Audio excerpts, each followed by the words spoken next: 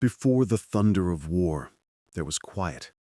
A quiet so deep that it felt eternal, the kind that hides the coming storm. Europe was rebuilding from one nightmare, unaware that another was already taking shape. Nations signed treaties they didn't believe in. Factories that once made peacetime machines began to hum again with the sound of rearmament. And above the green fields of Britain, a silent question floated in the air. If war comes again, can we survive it? The Royal Air Force, proud in name, fragile in strength, was a relic of the Great War. Its squadrons still flew biplanes, open cockpits, fabric wings, machine guns that jammed in the cold. Brave men, outdated machines. They would have been swept from the sky in weeks if war broke out again. But in the quiet corners of Britain's engineering world, there were dreamers, and one of them would change everything. His name was Reginald Joseph Mitchell. To history, he would be remembered as the man who built the Spitfire. But in his time, he was something else entirely. A stubborn, quiet genius obsessed with perfection. He didn't care for politics. He cared for flight, pure, graceful flight. He had made his name building racing seaplanes for the Schneider Trophy, craft that skimmed across the water faster than any man thought possible. To him, machines were art, each curve a stroke of imagination, each design a conversation between wind and metal. When others saw airframes, Mitchell saw sculptures that could breathe. And when he looked to the future, he saw the end of the biplane. He saw something faster, sleeker, something that didn't fight the air, but became it.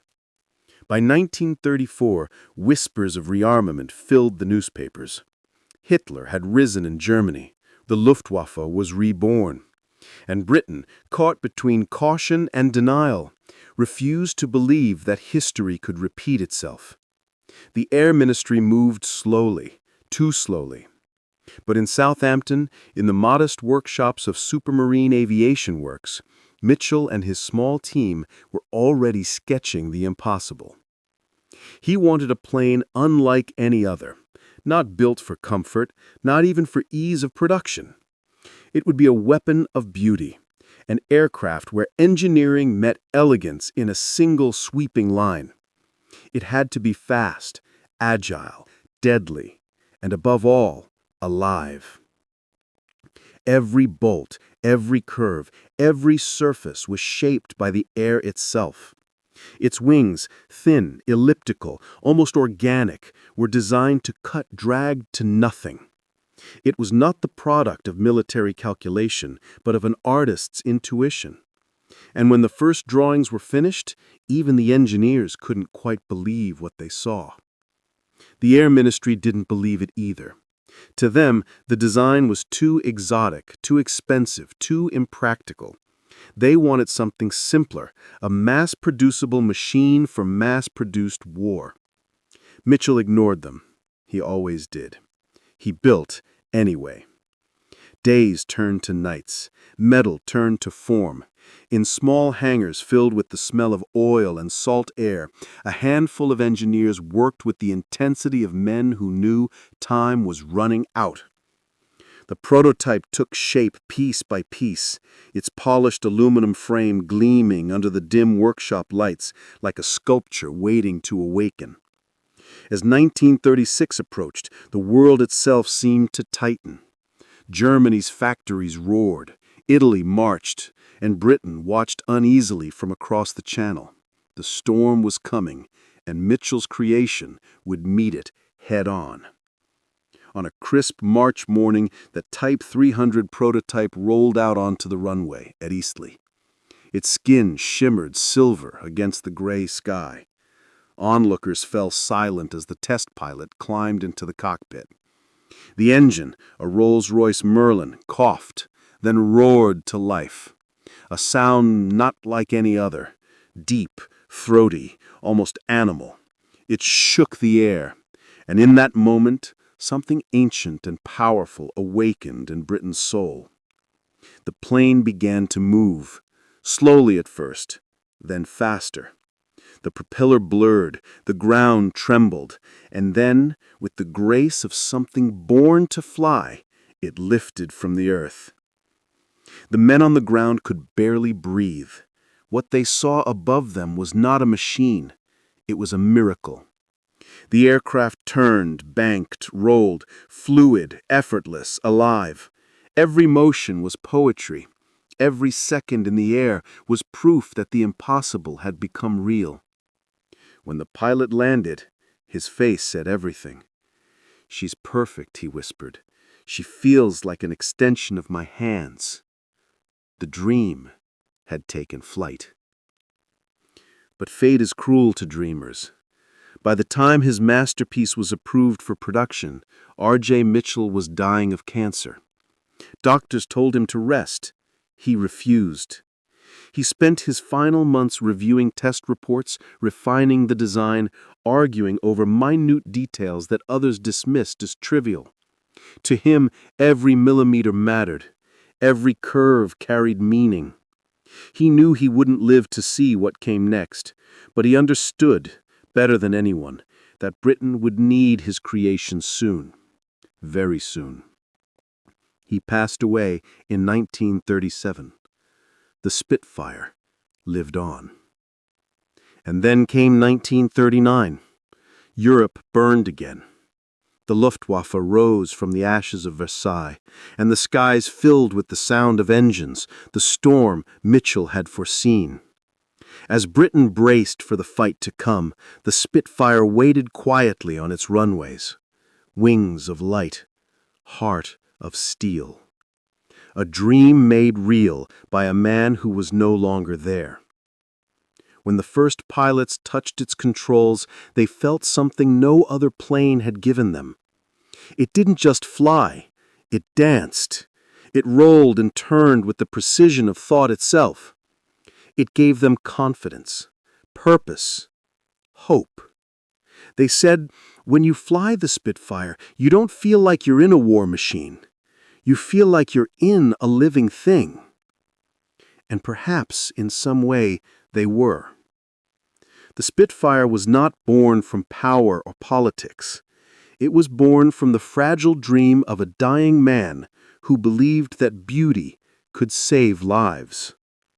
When Britain stood alone against the dark, his creation would become its shining blade, a weapon forged not from hatred, but from love. Love of flight, of country, of creation itself. The skies would soon burn, but before the fire came, there was light, and that light had wings. The Spitfire was ready. The world held its breath. Poland had fallen, France had been crushed, and now only one stood alone: Britain. An island of defiance, staring across a dark sea toward an empire built on conquest. The fate of Europe now rested on a handful of men and machines, and among them one name would soon rise above the rest: the Spitfire. When war came, it was still a newcomer. Barely a few squadrons existed, its design sleek and untested in true combat. But across the Channel, the German war machine gathered its strength. The Luftwaffe, hardened by the fires of Poland, France, and Norway, was ready to strike at Britain's heart. Hitler's generals called it Operation Sea Lion, the invasion of Britain. But first, the skies had to be conquered. In the early morning of July 10, 1940, the first signs appeared on radar screens, small, glowing dots on a circular scope. Dozens, then hundreds.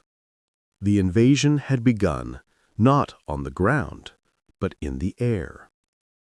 Sirens wailed across airfields.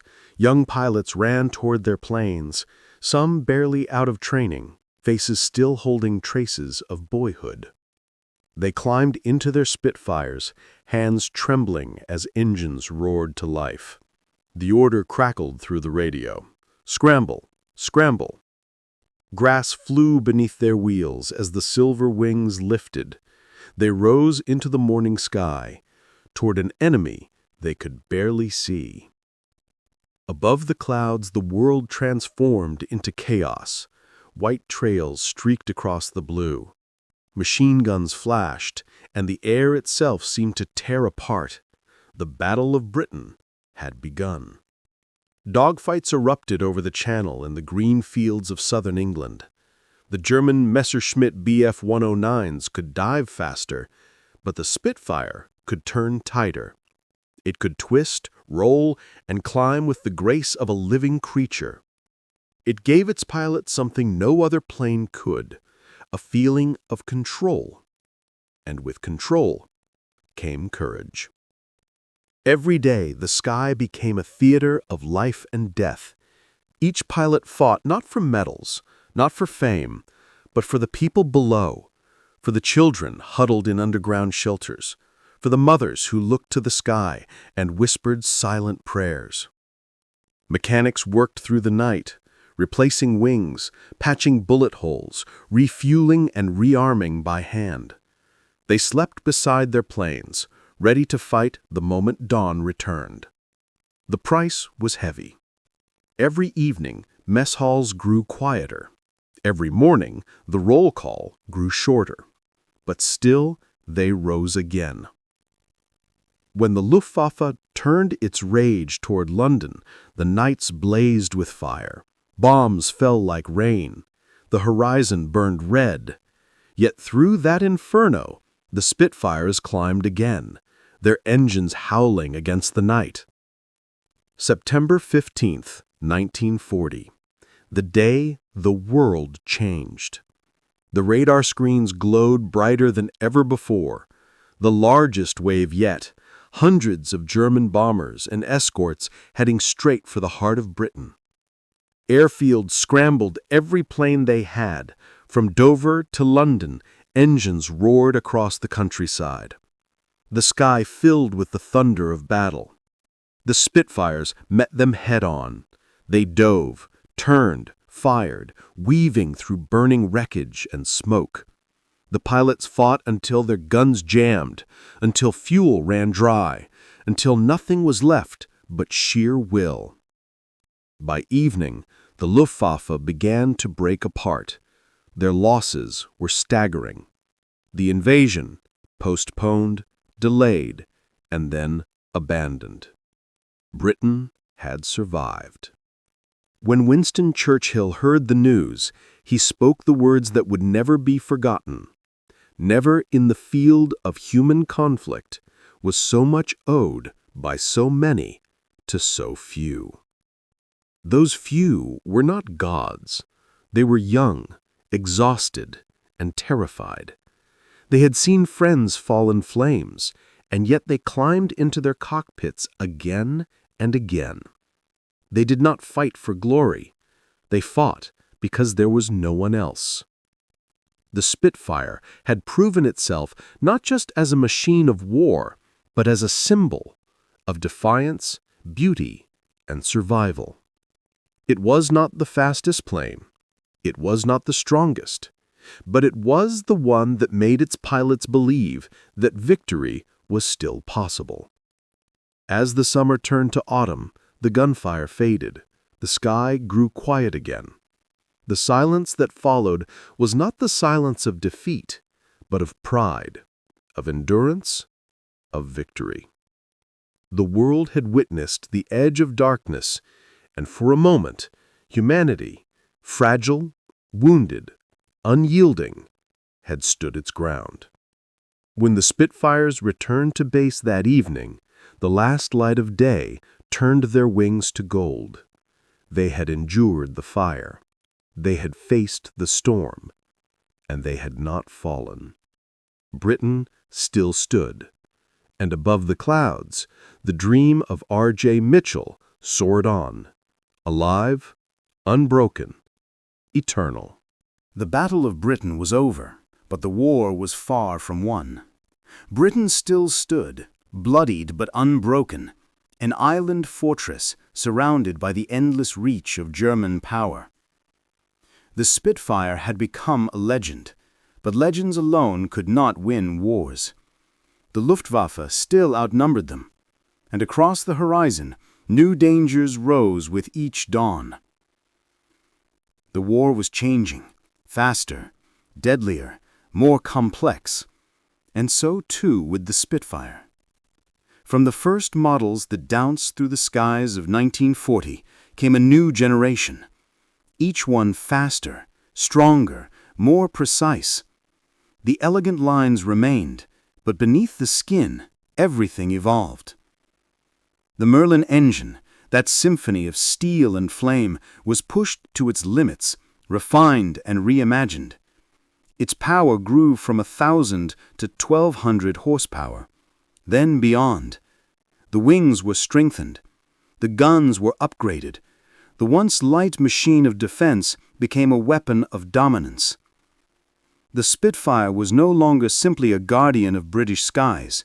It was now a hunter. In 1941, the tide began to shift. The RAF, once defensive, now crossed the Channel to strike back. Low-level sweeps over occupied fronts, escort missions for bombers bound for enemy ports, raids that tested the endurance of both man and machine. The pilots who flew these missions no longer looked down on home soil. They looked down on hostile ground. Every flight was a gamble with death, but the Spitfire gave them the confidence to go again, and again, and again. The enemy evolved too. Germany's Messerschmitts were joined by new aircraft, the Focke-Wulf 190, a brutal, powerful machine that shocked the RAF the first time it appeared. It could climb faster, dive harder, and for a moment the balance of power shifted. Pilots reported being outpaced, outgunned, forced into defensive spirals just to stay alive. For the first time since 1940, the Spitfire faced a worthy rival and found itself on the back foot.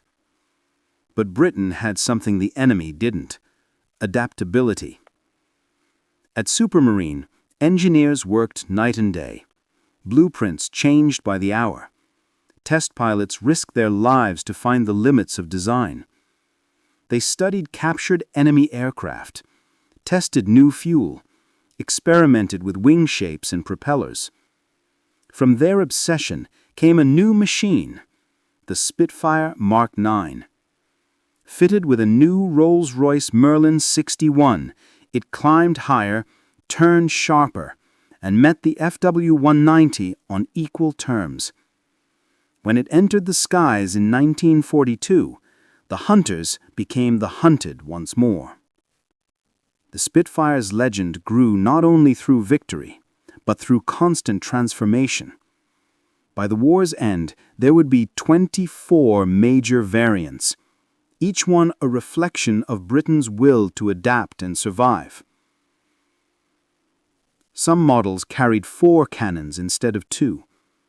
Others were stripped bare for speed or fitted with cameras for dangerous reconnaissance missions over enemy territory.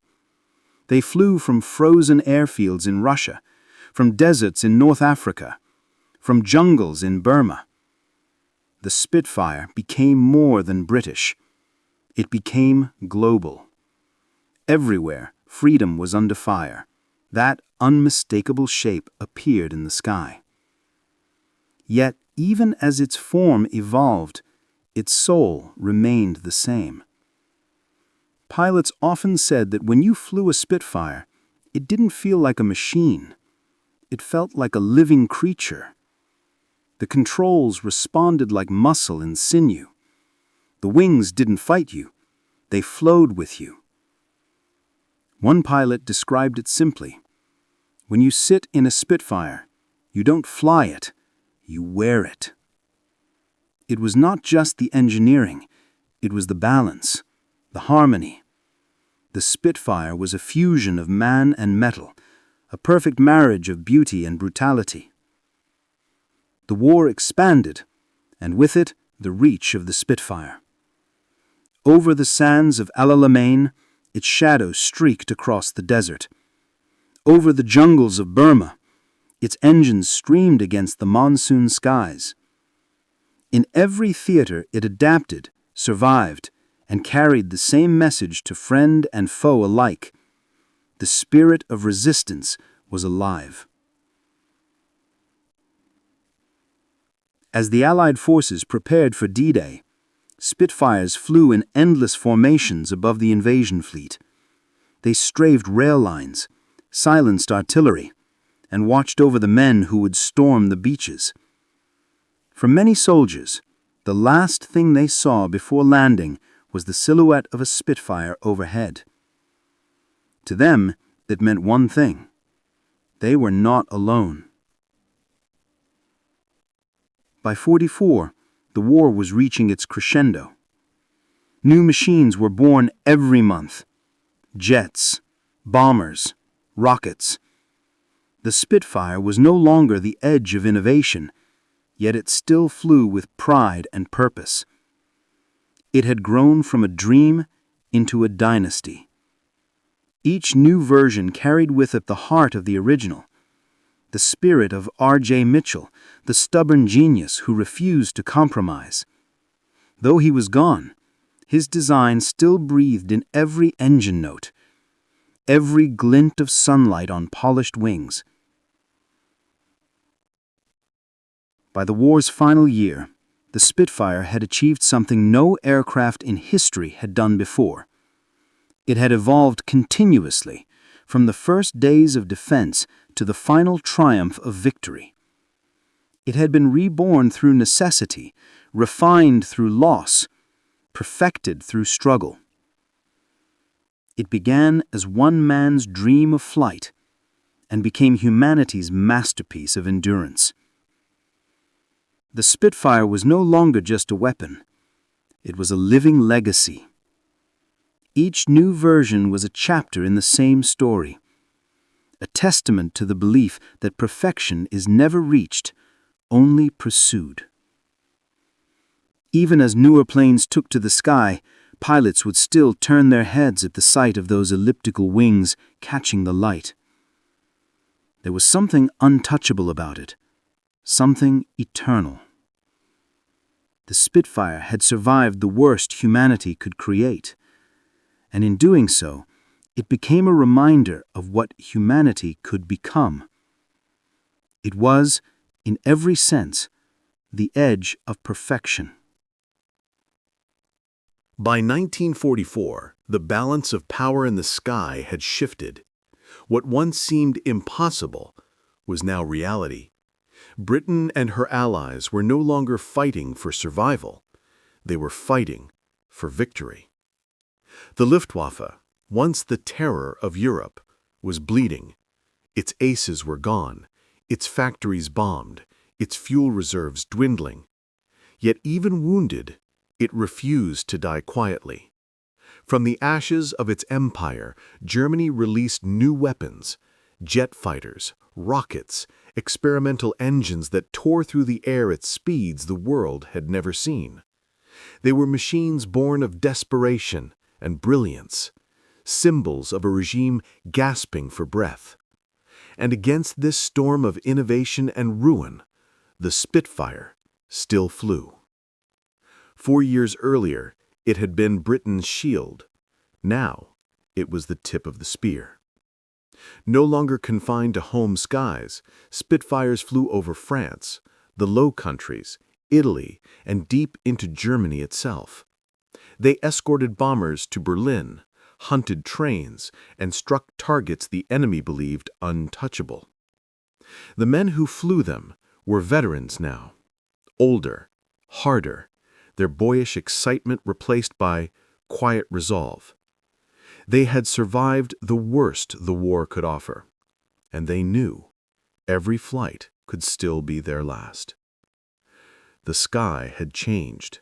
It was no longer the elegant duels of 1940.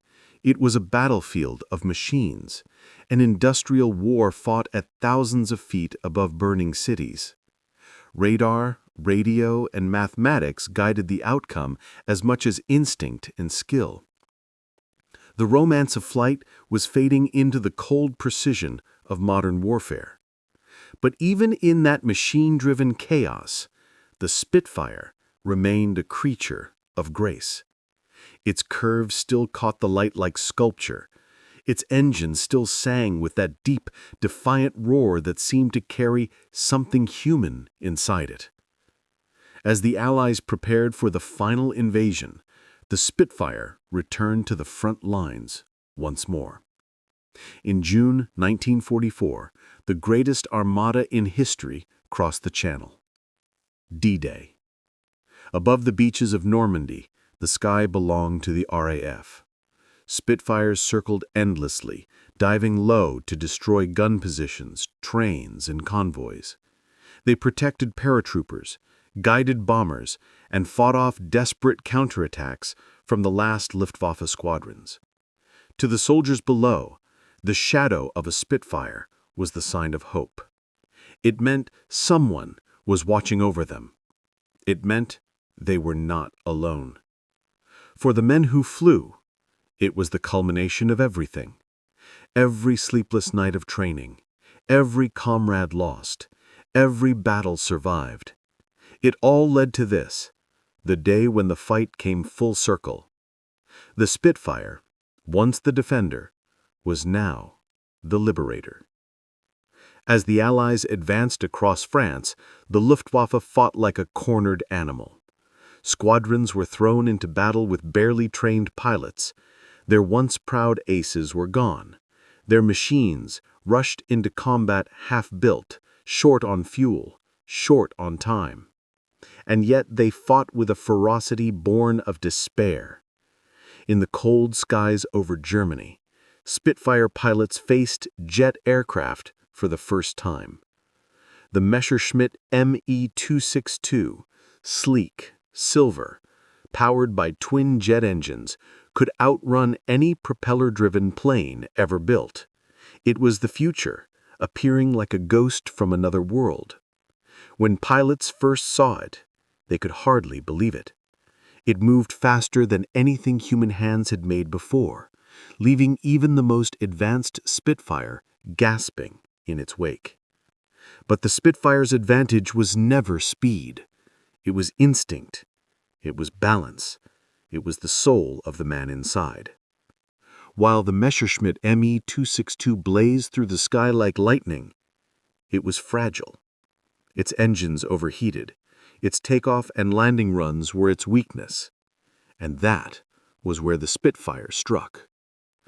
Allied pilots learned to wait, to catch the jets when they were low, slow, vulnerable. And once again, the Spitfire adapted. It survived. It found a way. By the winter of 1944, Germany was collapsing. Its cities lay in ruins, its armies retreating, its skies filled with Allied bombers that blotted out the sun. Spitfires swept ahead of them, destroying what little resistance remained. Railways, airfields, convoys, nothing could move without drawing fire from above. But even as victory neared, the war's toll grew heavier. The pilots who had flown since the beginning, those who had survived the Battle of Britain, North Africa, Normandy, were now ghosts of their former selves. They carried memories of comrades lost, of parachutes that never opened, of engines that never returned. And yet they flew, because that was what they were made to do. In April 1945, as Allied tanks rolled towards Berlin, the skies were strangely quiet. The Luftwaffe was finished. Its eagles had fallen. Where once squadrons had risen in formation, now there were only smoke trails and silence. The empire that had sought to rule the skies was reduced to ashes and surrender. For the Spitfire pilots, the end came not with celebration, but with a kind of disbelief. After years of constant motion, of dawn missions, of alarms, of loss and survival, the silence felt unreal. Some wept, some laughed. Most simply stared at the ground, unable to believe they had made it through. When the war in Europe finally ended in May 1945, the Spitfire was everywhere. Lined across runways, wings gleaming in the sun, its silhouette had become the very symbol of victory. It had defended Britain when all seemed lost. It had carried the fight across the world. It had outlasted every enemy thrown against it. And yet, for all its glory, the end of war brought a quiet truth. The world had changed. The Spitfire, once the pinnacle of human flight, was now a relic of an age already fading. Jets now ruled the sky. The thunder of the Merlin was being replaced by the scream of turbines. The age of propellers, the age of elegance, was ending. But even as newer machines took its place, the Spitfire refused to vanish. It remained in service, fighting in new wars, flying reconnaissance, guarding the peace it had earned. For those who had flown it, there would never be another like it. They spoke of it not as a machine, but as a friend, a loyal companion that had carried them through fire and fear. It was, they said, alive.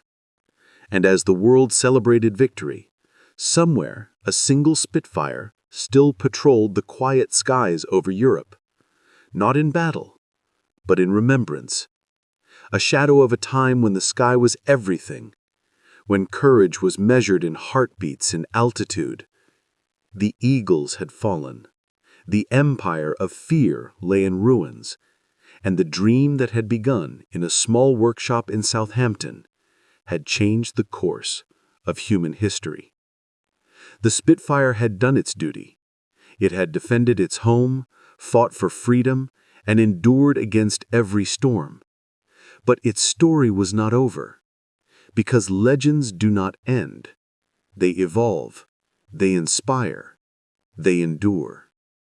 The Spitfire would live on, not in the roar of its engine, but in the memory of what it stood for. Defiance, grace, perfection, hope. It was the end of the war, but not the end of its spirit. The war had ended. The guns fell silent. And for the first time in years, the skies above Europe were clear. No smoke, no contrails of battle. Only the wind, gentle, free, and endless. Across airfields from Normandy to Kent, the Spitfires stood waiting. Some gleamed in the morning sun, their paint still fresh, their wings still proud. Others were battered, scored by fire and shrapnel, their bodies scarred by the memory of war. Men walked among them, running their hands along the metal that had carried them through hell. For these pilots, it was more than just an aircraft. It was the sound of youth, the shape of courage, the last pure thing in a world that had gone mad. They had grown old inside its cockpit, and now, standing on quiet tarmacs under peaceful skies, they realized something profound. They had outlived the age of heroes. The world moved on. New engines screamed into existence. Jet aircraft shattered the limits of speed and altitude. The future had arrived, and it left no room for sentiment. Air forces around the world began to retire their Spitfires. One by one, they were pushed to the edge of airfields, covered in dust and silence. Some were scrapped, melted down, their metal reborn into a peacetime economy. Others were sold abroad, to nations rebuilding their strength. India, Israel, Burma, and dozens more. The Spitfire found new skies, new wars, new pilots who had never known the thunder of Europe. But even as it faded from the front lines, it refused to die. Everywhere it flew, the Spitfire carried a piece of something eternal, a whisper of the courage that had saved a generation. In the years that followed, its legend began to grow. Filmmakers, historians, and dreamers turned their gaze back to 1940, to that desperate summer when the fate of the world had hung on the wings of a single plane. And in that retelling, the Spitfire became more than a machine. It became a symbol, a shape carved into the collective memory of freedom itself. Children who had once watched dogfights from rooftops now told stories of the Spitfire to their own children. Posters, books, and songs turned its name into poetry. The hum of its Merlin engine became a sound that stirred something deep inside, a sound that belonged not to war, but to survival. Pilots who had flown it in anger now flew it for love. Air shows, memorial flights, and private collections brought the Spitfire back to the sky. The same men who once fought for their lives now guided it gently through clouds, their hands steady, their hearts full. They no longer saw enemies in the air, only memories, only ghosts. When those engines roared again, crowds would look up, and for a moment they could feel what it meant to believe in something beautiful. The Spitfire was no longer a weapon. It was a time machine, a bridge between the world that was and the one that had survived. In museums, the aircraft stood like monuments of iron and grace, not silent, never silent, because even in stillness, the Spitfire seemed alive. Its wings were curved in perfect harmony, its fuselage a sculpture of speed and elegance. Designers still study it today, wondering how something so lethal could be so breathtakingly beautiful. Some say it was the last aircraft designed with the hand, not the computer. An age where mathematics and instinct still danced together, where engineers and pilots spoke the same language, the language of flight. That was the secret of the Spitfire. It was not built by war. It was built by passion. Decades passed. The men who had flown them began to fade away.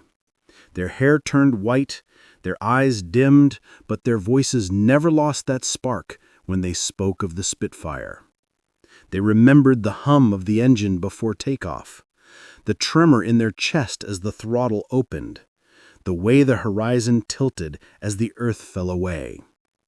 They remembered fear. They remembered courage. They remembered what it meant to be alive. And for those who listened, it became clear that the Spitfire was not just a machine of war. It was the vessel of their humanity. Today, only a few still fly. Each one is treated like a living relic. Every rivet, every curve, every vibration is a link to the past, a connection to a time when courage had wings. When one takes off, the sound echoes across generations. The deep, melodic growl of the Merlin engine rolls across fields and cities, and people stop to look up. They may not know the stories, they may not know the names, but something in that sound moves them, something ancient, something proud, something that whispers, freedom has a shape. The Spitfire's legacy is not measured in victories or kills, it's measured in what it represents. The defiance of the few, the resilience of the many, and the beauty of creation born in destruction. It was never just about speed or firepower. It was about the will to endure, the artistry of flight, and the simple, stubborn belief that one machine, built by human hands and human dreams, could change the course of history. As the last veterans pass and the world they saved drifts into memory, the Spitfire remains, restored, rebuilt, cherished not for its war, but for its spirit. Because long after the wars are forgotten, After the monuments crumble, after the textbooks close, the Spitfire still speaks. In its wings are the echoes of a time when humanity stood at the edge of darkness and refused to fall. It reminds us that even in chaos, there can be beauty. That even in destruction, there can be art. That even when the world seems lost, someone, somewhere, will rise to the sky and fight for the light. This is the legacy of iron and sky. Not the machine, not the war, but the spirit. The idea that flight, at its purest, is an act of faith. The Spitfire taught us that. And as long as one still flies, somewhere above the clouds, its song will never fade. Because legends never really land.